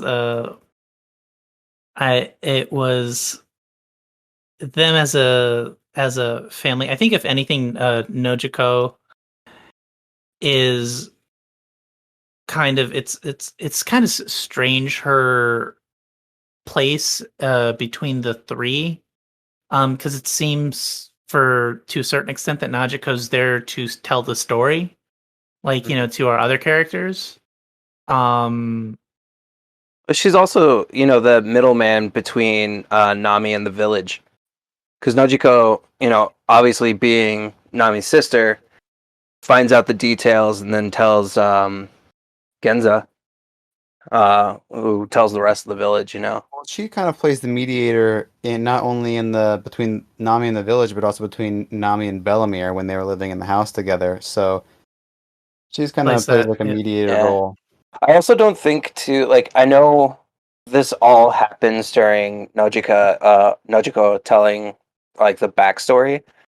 But what I thought was interesting too is like she starts it and then we get to Nami, who just woke up from a nap and then reminiscing, and then we even get like it goes back into the flashbacks, but then we get into like these first person moments, which I think it was kind of just like both. Like I'm sure Nojiko was like telling the story, but I think we were watching more Nami reminiscing rather than like a verbatim like this is what happened. You know? Yeah, well, yeah, because there are parts where Najiko wasn't there, and Yeah, you're like, exactly. well, how is she telling that story? How is she in the bookstore, knowing exactly what happened? I also did laugh when Bellemere said, "I'll pay you back with my body." You know, it's like that's a me move if I've ever seen. Just her and her daughter laughing at him. What do we think of? Speaking of which, what's his the police officer Jensen? The what do we think of him as character? He's a very interesting character, I thought. They got the windmill hat, right? Yeah. Oh yeah, Genzo's great. That's okay. So this Yeah, very well, hot take. I'm trying to think of I'm trying to think of like what Well, specifically to say about him. I mean, he cares for the village, and he cares for including, he's like willing to lie on behalf of Bellemere. Like he goes there when he realizes like, oh, like I gotta step in on the situation. He doesn't know that she doesn't know that Arlong is gonna bust down the door, and so he goes there and he says, oh, we were gonna have dinner together to kind of cover for the fact that there's extra plates on the table. yeah. So he's like trying to lie on their behalf. He's also trying to keep the whole village together by like, oh, stay strong, don't revolt now. We've been working for 8 years to not, get into like a war scenario with them where we're gonna lose. Like we just gotta, he's like grit, like basically like grit your teeth and bear it. But he's also been holding on the weight of like knowing what Nami's been up to this whole time, and that's basically what we start the last episode that we're covering this week. Is it basically starts with when the Marines show up and they're looking for Nami's like treasure Money. stash, Yeah. and when they find it, I don't remember exactly what Genzo says, but it's basically revealed that he knew the whole time what Nami was doing. And what he says there is, we didn't tell you because we thought we wanted to make it so that if you ever wanted to run away, you didn't feel like you were letting us down. Like we wanted to give you the option to get out and not basically bear the burden of our entire village. Uh, and that also just makes it hit so hard. And also it's just like great portrayal for Genzo. And you also get the reveal that the reason he has all those scars is from him trying to stop them from taking Nami. Oh yeah, Yeah. and they messed him up. Yeah, he gets cut up by Kurobi. Yeah. I really enjoyed him as a character because he also he's introduced in this antagonistic light with stopping Nami from stealing or like being super pissed at her, and then you like see he's protecting her. Well, I think the first time you see him is when Arlong comes to the village, saying that someone has been stashing weapons, and you find out that has like a weapons collection, and he's like, no, it's just for a collection. Like it's not, if we were gonna start a war, we would have done it 8 years ago, and so that also sets him in this kind of like skeptical light of like, oh, is he trying to lead a revolt, or something like that. I was thinking in terms of with Nami, Right. in his relationship with Nami, that's the first kind of chronologically interaction you see with him in it. But Yeah, yeah, even down to like the last episode of this arc that we are watching, when Nami's pretty much trying to like keep it together and like, oh, I'll just start over again, it's fine, all this stuff, and like really just trying to stop them from going to fight Arlong's crew. And another moment where I couldn't help but fucking tear up. He hugs her and he's like, you don't have to keep doing this anymore. Like, and she's like, but you're all gonna die. And he's like, we know. Like, I love that. It's so heavy because it's like she's like, "You'll die." It's just, and I love it in the subtitle too, where it's just like, you're normally getting these big phrases on the screen, and then you just get, "You'll die," and then we know, and that in the context just hits so hard. And he when she tries to threaten him with the knife to make him not go, he just grabs the blade, which is such a bold move of like, I know that you're not willing to use that knife against me. So much so that I'm willing to put myself in the most vulnerable position to get cut. Yeah. And I also, what I want to highlight here in this scene where Nami has a breakdown is the facial expressions on these characters. And I think I mentioned this in the first episode that we have in the podcast of like getting into One Piece, and that one of the things that turned me off initially was the way the characters look and how these don't look like typical anime characters. But what I think they do really well is they portray their emotions so incredibly well and so kind of precisely. Like you watch Nami's face just go into like an ugly, like full ugly cry, and like you can feel sort of all the muscles that she's flexing on her face to like. I could like feel it because I how- was doing the ugly cry at the Oh same yeah, time. for sure, for It was sure. 3D, man. But you're partially doing it because of how well it's done, and this is also, Nami. How many times hearing someone voice act crying is it just super cringe and bad? But this like hits so hard, like her quivering voice, like the cries she lets out, like it's super well done, and just every aspect of the scene, from like the animation, like the character designs, the voice Sound. acting, the music, and even like she starts stabbing her arm, like Oh it's man. so visceral, and like you feel it because it's like this representation of Arlong like right there on her arm, like staring her in the face, and she just starts stabbing it. That's And what she's given up. She's like, what she's given up. She's like, I did this to myself to save these people, and it was like, I've literally deformed my body to a certain extent to save these people, and it meant nothing. It was like nothing. Why did I even do it? I didn't say that it's an amazing thought. And I thought what you were saying earlier, Bill, when she is crying, like, and she sees Luffy and she's like, just screaming at him to like get away, and like just that was what really got me the most. Like, just well, because also that feeling of like you've been trying to take on a burden yourself for a long time, and someone's like, why don't you just let me help you? And you're like, no, you kind of, I don't know, like maybe I'm sure that we've all had a moment like that. For sure.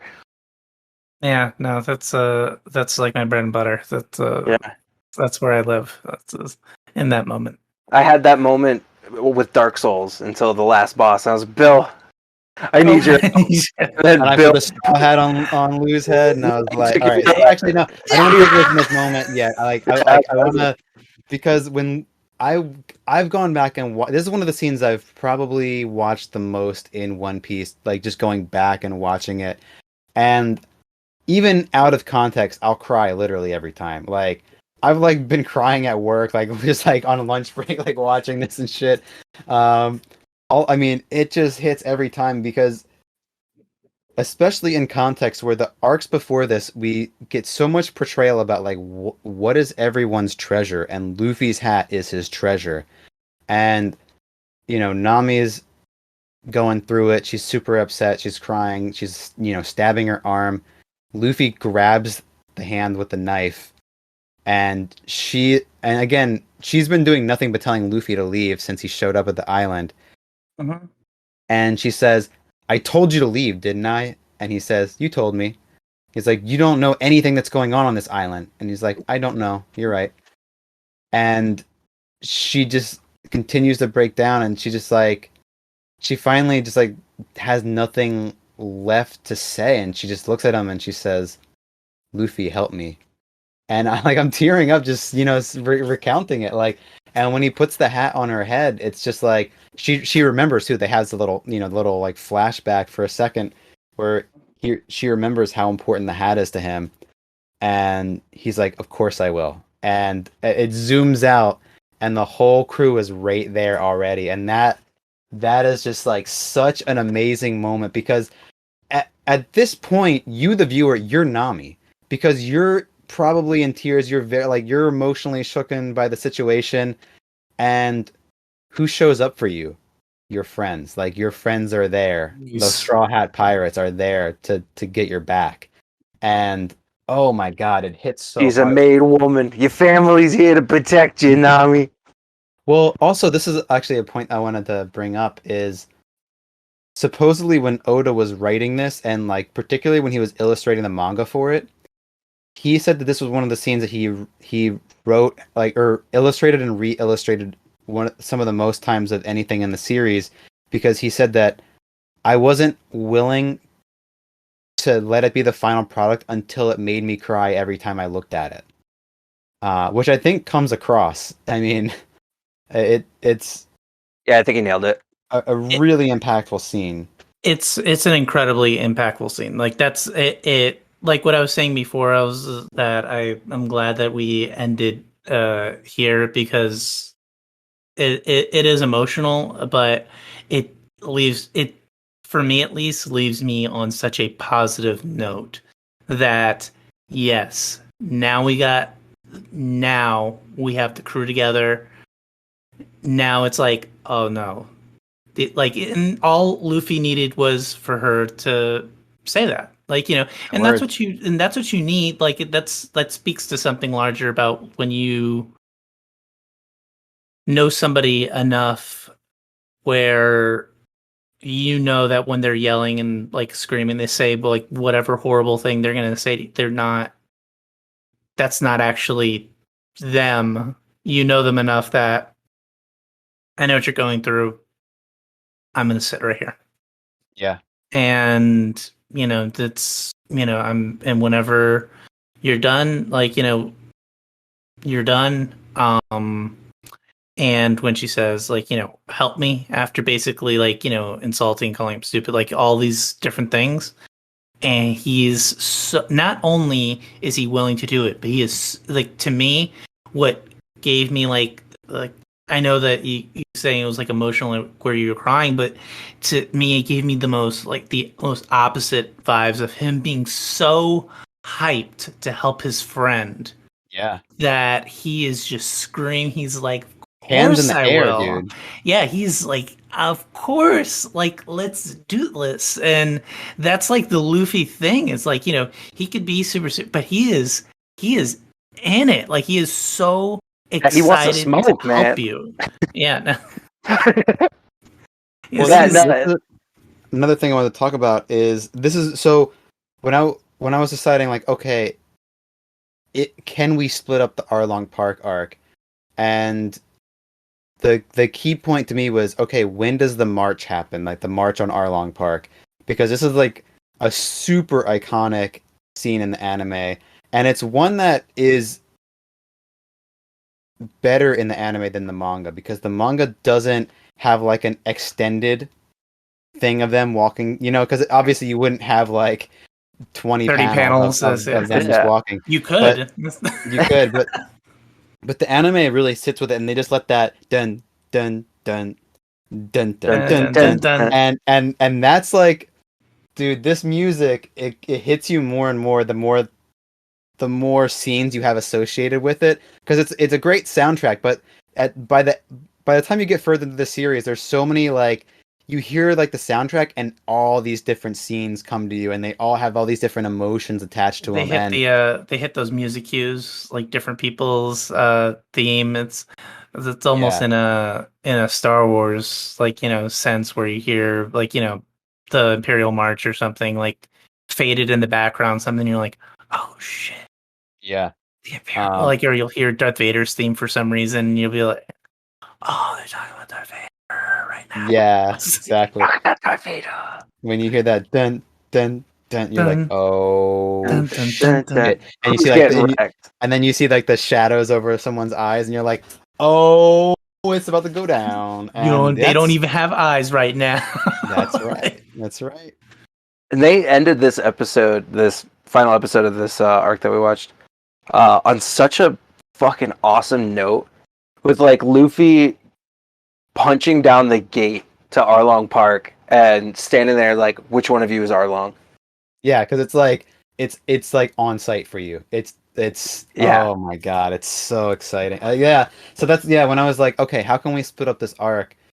Obviously, you can't end it in like the pits of despair of the Nami flashback. So I was like, okay, if the March on Arlong Park is halfway through or roughly halfway through, which I think it is, that's a really good place to split it. So, yeah, and you can even see in my notes. I think Yeah, it says March. Yeah, to March.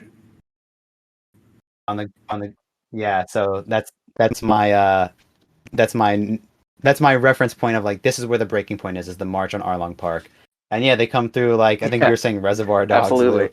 Oh yeah, they're coming in like fucking G's. Like, they're all there, uh the Sanji, Usopp, Zoro and Luffy, and you just know they're just ready to wreck fucking shop. They're Also, I love the hype men, Johnny and Yozuku here Yeah. because oh yeah, we're they waiting stop for the men. villagers. Yeah, they stop the villagers from going in, and they're like, you can't go in. We lost by a hair when they're like beating this shit. And they're like, you can't go in, but don't worry because those guys will show up. And they're like, Yeah. what? He's like, no, those guys will definitely be here. And then it goes dun dun, and you're going like back to the up to the They Straw cut Hats, back and and forth. it's just Yeah, oh my god. What do they say too? Is like, remember these people, burn their image into your eyes. Like it's just like this like super folklore like level of just Oh, yeah. description of this. It's the idea that the legend is like Luffy's legend and his name is being like burnt into wherever he goes, and this crew's name is being burnt wherever they go, and it's like, no, remember this crew. You do not know them now, but But you remember will. them. Yeah, but you will. It's this idea, and you slowly, or like, it's coming to the point where you're like, oh no, this is the crew that's going to be, king. They're going to be king of the pirates, or Luffy's going to be king of the pirates, because it's this crew, and they've reached that level where, it's now they're firing on all cylinders. I loved it. That's why I was so pumped at the end. I was like, oh man, I want to do push-ups, like I want to do all this stuff, and I took everything not to go. I mean, it didn't take it. I'm gonna lie. It didn't take everything to have me not watch the next episode because we had to record right after that was done. So it wasn't like I was like, oh man, I want to watch another. But I was so happy at the end of it, and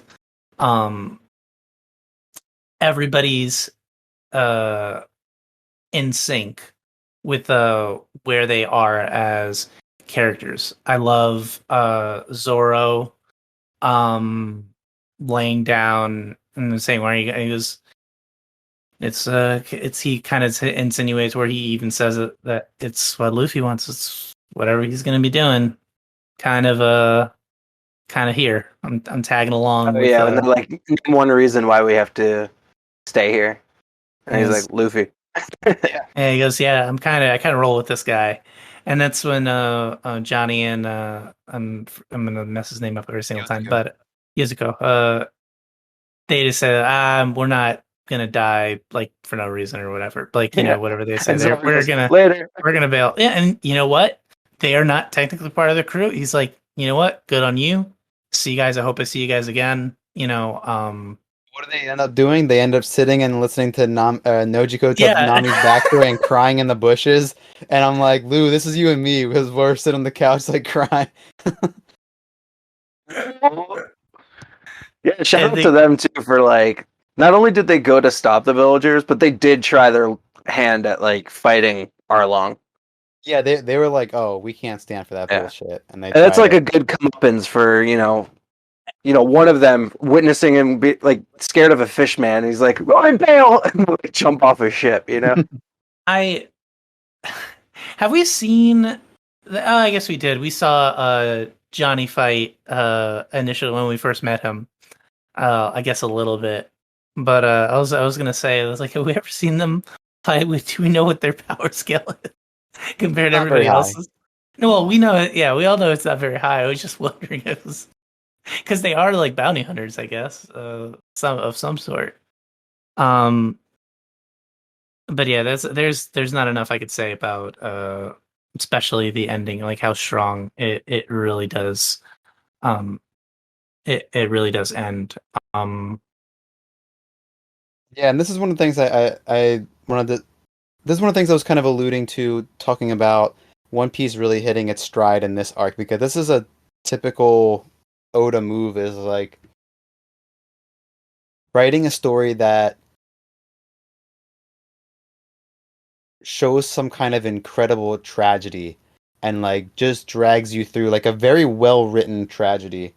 And you kind of just are going through it because of whatever's going on or what you're being shown, but ending it on a note that just takes you all the way back up again. And it can Yeah. make like this series a really fun roller coaster, because also in addition to that, you're getting all these comedy beats. And so like when I try to tell people about what kind of series One Piece is, it's like, oh, well, it's like an action. It's like it has like these action moments and like these really high drama moments and all these comedy moments, and it's like slapstick the way SpongeBob can be, but it's also really dramatic, and like like all these tragic things, and like has this really great script, and it just has all of these elements that make it this incredible culmination of things. I mean, the way that I would compare it to is like, the only thing that I can really compare it to is really like really, I mean, and it is in another sense a really well done like comic. I've only seen something like this done in comics before, where you go like back and forth, and all of a sudden, like like you were stating before, it's like they have this well told story, and then it just hypes you up, like right at like this peak, especially when it's done well, and it's done really well. You get so freaking hyped, like towards that, and then it's that freaking chapter end, like and it's just like to be continued, and you're like, yeah. And I can only imagine having to wait like to the next week to watch it, because it is so fucking hype. Yeah, but, reading week to week is definitely an experience. I mean, and it has its own benefits too, like that's when we were talking about like being able to binge it versus like watching it week to week, or having or reading it week to week. Both things have their benefits, where being able to hang on a cliffhanger, there's nothing like being able to do that, and you're like, oh, like and you like you're holding on to it for so long, and to get the payoff later, like the next week, like it's there's nothing like that either. Well, right now I think we're experiencing it, because I also had the same issue where we finished this last episode and I was like, if I watch just like 2 more, do you think they're gonna know? If I jump ahead, are they gonna be mad? Well, you guys are lucky enough that if you did watch the next couple, it doesn't really interfere with like your contribution to the show, but mine, I'm like, well, I want to kind of take this fresh and like kind of not cheat and not skip ahead and not get a One Piece World Secret 4 or like do anything like that. I mean, they're all in my cart, but I'm just not going to check out. They're all in my cart. I'm just not going to check out. I might I'm check not, it out. says I'm And not just allowed to read leave the it. descriptions. Just to keep the sale. But read the back of the box. the whole time. But yeah, it's. I'm really, really a fan. I don't know if I'm saying this like enough, or I said this before. I am so looking forward to the next piece of this. Like, I'm so looking forward to the next episodes we watch, and I'm looking forward to talking about it. Like, almost even more. Like, I am so hype right now for it. So, What are the next episodes we're watching, Bill? speaking of which, Yeah, the next episodes that we're gonna cover. So then I can start tonight. All right. I mean, I'm down. Well, actually, no. I don't know. Maybe I might have to deal with my my Colossus thing. Shadow of the Colossus Saul. I gotta beat that. Oh final yeah, boss you do dude. need to do that. But the next Stream it and episodes save it, and that we're covering, it's gonna be 38 through 45, which will take us to the end of Arlong Park. All right, guys. So, listeners at home, remember 38 to episode 45. So you guys get super hyped for that. I obviously am. Lewis could care less. He actually texted me. He's like, actually, I'm just doing it for podcast. That's not true at all, man. We're going straight to a boss battle after this. Ooh! I mean, Bill's actually going into a boss battle after this, but yeah. A different kind of boss battle. Like, not A fun one. screaming match. I can't wait. Have you guys seen that video of the guy, of the two people getting in a yelling match about the Wicked Witch of the West, and whether or not the other one is dude? She came from a bubble. They're sisters. Grow up. That was so funny. It was me laugh. Anyways, we'll talk about that later. Oh, we've got our episodes up on some streaming sites too now, don't we? Do we? Do it? Do we? I guess. Yeah. If you guys Find don't us know on this, Netflix, Hulu, find us on Netflix, Hulu. the official live action movie of the very, very, very strongest One Piece podcast coming out soon. We'll do a whole bonus episode on who's gonna play us. Like, we'll New do a Line whole Cinema. casting. Oh, New Line Cinema back Just gonna again. play each other. Oh gosh, that'd be a whole. Who would be the most mad? All right, so Bill, who would you be the most mad at playing you in the movie? Well, Lou would come up with everything he could possibly do to make me salty as fuck, like just to perform me in the most annoying way. Because first of all, he's gonna dress like I dressed in high school, because that's still his vision of me. Every time Lou draws me, he draws me the way I looked in high school with like the big ass haircut and like the big sunglasses. He puts a mop over his head. To play. Oh, I hate anime. I would never watch that. My buddy Lewis knows all the good ones, like One Piece. He told me about it. He's wearing 2 polo shirts. Jesus. Oh man. Oh my gosh, that'd be great. My name is Bill. Lewis is so handsome. Right, he says it all the time. This is a thing that Lou and I one year we dressed up as each other for Halloween. That's bonus. That's bonus material if I've ever heard it. Like, These costumes suck though, because like there's nothing about me that was like characteristic wise. But Bill, oh man, I had like a field day dressed as Bill. It was so funny because we went to the party and everyone was like, "Oh, are you?" Everyone was looking at Lou and they're like, "Oh, are you supposed to be Bill? That's so funny." And then everyone's like, "Who are you supposed to be?" And they look at me. Some nobody, some guy dressed as Bill. Oh, I guess. That's I don't know. Well, I guess that answers my other question of Bill or Lewis. Do you think you'd be more mad at Bill doing you? And apparently, no. Be more because mad at you. Bill doesn't do as good a job. Yeah, I think you would be the one to nail it if you played me. Oh man. Oh no! I'm telling you, moons. Be great. The UFO hanging around my head. Oh, it goes, man. I saw a UFO. All right, we're getting off track. Yeah, we're getting off track. So, Spotify, Apple Podcasts, podcatcher, your podcatcher of choice. We are there. YouTube. wherever you want to listen.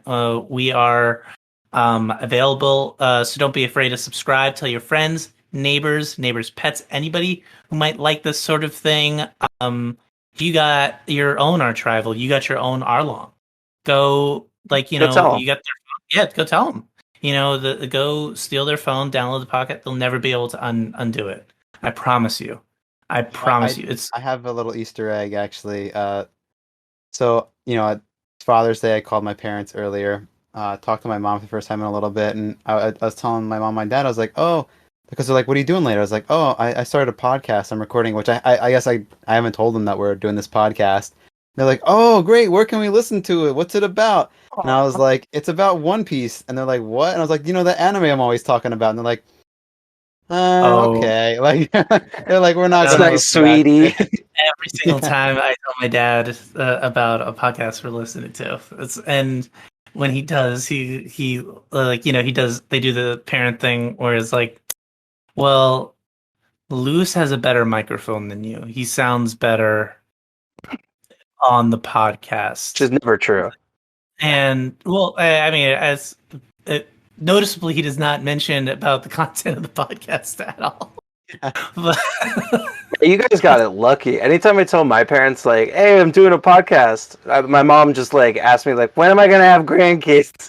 When am I going to have grandkids? You do have grandkids. Not enough, Mom. Yeah, no, go, just tell your mom, go download this thing. Let me walk you through it, see how frustrating that is. But after what, man, that's a whole nother review we get. Worth it. Yeah, anything that you guys could do to as listeners, if you like this, please subscribe, rate us on you, like I said, your podcatcher of choice. But I want to come up. I have a new outro I want to try out. So guys, get ready for it. Until next time, remember, when Shanks says no. See you guys next week.